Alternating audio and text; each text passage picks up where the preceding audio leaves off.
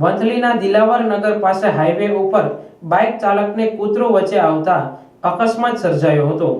જૂનાગઢથી સવારના વંથલી આવતા દિલાવર નગર પાસે કૂતરા સાથે અકસ્માત સર્જાયો હતો। વંથલી હોસ્પિટલમાં પ્રાથમિક સારવાર બાદ વધુ સારવાર માટે જૂનાગઢ ખસેડાયા હતા। જૂનાગઢના મધુરમ વિસ્તારમાં રહેતા અનિલભાઈ મધુરમથી સવારે આવતા અકસ્માત સર્જાયો હતો।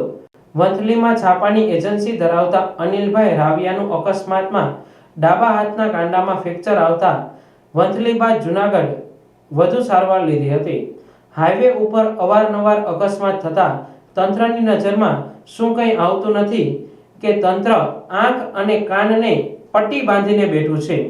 તંત્ર દ્વારા કોઈ કામગીરી થશે કે કેમ તેવું લોકમુખે ચર્ચાઈ રહ્યું છે। નામ અનિલ રવૈયા, વંથલી તાલુકા ન્યૂઝપેપર એજન્ટ।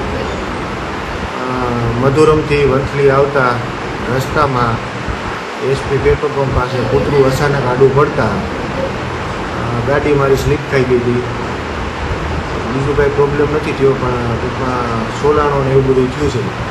પણ વારંવાર રજૂઆત કરતાં છતાંય ખૂટિયા ગાયું બહુ આડું પડે।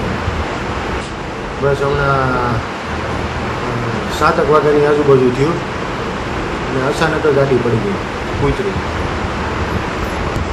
ગાડીમાં તો મોરો ભાંગી ગયો એવું બધું થયું છે, બાકી તો થોડુંક આ મને લાગ્યું છે।